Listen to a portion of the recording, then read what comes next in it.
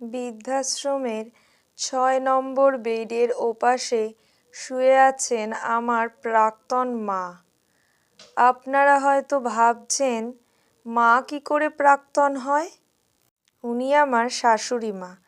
যখন আমার বয়স ১১, তখন আমার মা এই পৃথিবী ছেড়ে চলে যায়।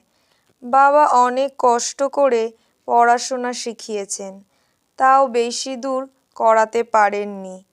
আমি ইন্টারমিডিয়েট পাশ করার পরেই আর পড়াশোনা করতে পারিনি। তাতে কোনো ভালো চাকরি পাচ্ছিলাম না। তাই নার্সিং কোর্স শেষ করার পর একটা বেসরকারি প্রাইভেট হসপিটালে কোনো রকম একটা কাজ জুটিয়ে নিই। আমি একটি ছেলেকে খুব ভালোবাসি। তার সঙ্গে আমার ৩ বছরের সম্পর্ক। তাদের পরিবার খুব উচ্চবিত্ত। সে অনেক ধনী পরিবারের ছেলে। তার বাবা মাকে রাজি করিয়ে সে আমাকে বিয়ে করে। আমাদের ৩ বছর সম্পর্ক ছিল। বিয়ের কিছুদিন পর থেকেই শুরু হয় নানা ঝামেলা। তার মা এটা সেটা নিয়ে আমার সঙ্গে ঝামেলা করত।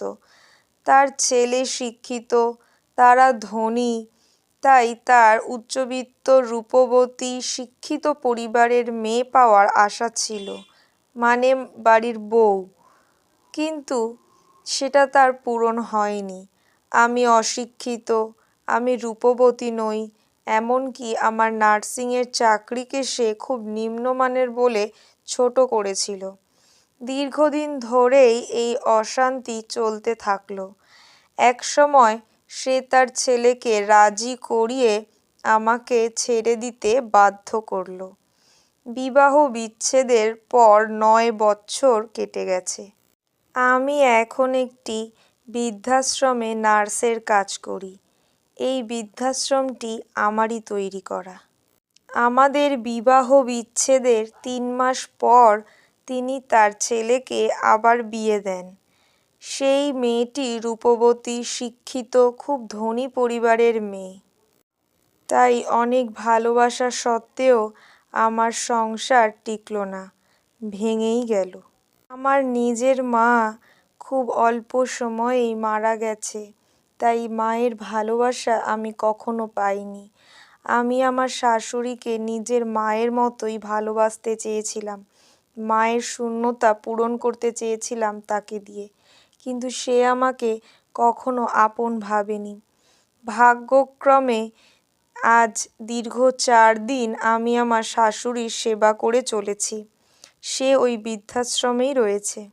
একসময় তিনি খুব সুস্বাস্থ্যের অধিকারী ছিলেন, খুব সুন্দরীও ছিলেন বটে, কিন্তু এখন তার গায়ে মাংস নেই বললেই চলে।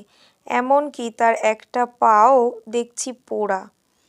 হঠাৎ আমি তাকে জিজ্ঞেস করলাম, আপনার এই পাটা পোড়া কেন? এটা পুড়ল কিভাবে? তখন সে কান্না ভেজা গলায় আমাকে জানালো, ছেলের সুন্দরী শিক্ষিত বউ তার পাটা পুড়িয়ে দিয়েছে। কারণ সে ঠান্ডা জলে স্নান করতে চেয়েছিল, তাই তার পাটা সে ইচ্ছে করে পুড়িয়ে দিয়েছে। এমনকি ছেলের বউয়ের কথায় প্রভাবিত হয়ে তাকে এই বৃদ্ধাশ্রমে রেখে গিয়েছে। একটা দিনের জন্যেও মাকে দেখতে আসে না তারা। তখন আমার মনে পড়ল যে আমার সাথে তিনি কত অত্যাচার করেছেন এই সুন্দরী শিক্ষিত বউকে বাড়িতে আনার জন্য। এখন তিনি অনেকটাই সুস্থ, কিন্তু আমি এখনো তাকে জানাইনি যে আমি তাকে চিনি। তার অনেক বয়স হওয়ার দরুন সে আমাকে ভালো মতো চিনতে পারছে না। বলছে বারবার, তোমার মুখটা খুব চেনা চেনা লাগছে, কোথায় যেন দেখেছি, তুমি কি আমাকে চেনো? আমি তখনও তাকে কোনো উত্তর দিইনি, কিন্তু আজ তাকে বলবো যে যেই মেয়েকে আপনি কুকুরের মতো বাড়ির থেকে বার করে দিয়েছেন, যার রূপ নেই, গুণ নেই, সামান্য নিম্নমানের নার্সিংয়ের চাকরি করে বলে আপনি আপনার ছেলের সাথে সংসার করতে দেননি, আমি সেই মেয়ে। আমার বাবার টাকার জোর নেই বলে যেই অপমান আমাকে করেছিলেন, আমি সেই মেয়ে, আমি আপনার ছেলের প্রথম স্ত্রী। টাকার অহংকারে সেই দিন আপনি ভুলেই গেছেন যে মানুষের কোনো দাম আছে বলে। আপনি তো আমাকে কোনো দামই দেননি, আর আজ সেই আমিই আপনাকে সেবা শুশ্রূষা করে সুস্থ করে তুলেছি। ভাগ্যের কি পরিণতি! আমরা যাকে অবহেলা করি, যাকে দূরে সরিয়ে দিই, কিন্তু এমন সময় আসে যে তার কাছেই গিয়ে আমাদের পড়তে হয়। কণ্ঠে ডলি সরকার।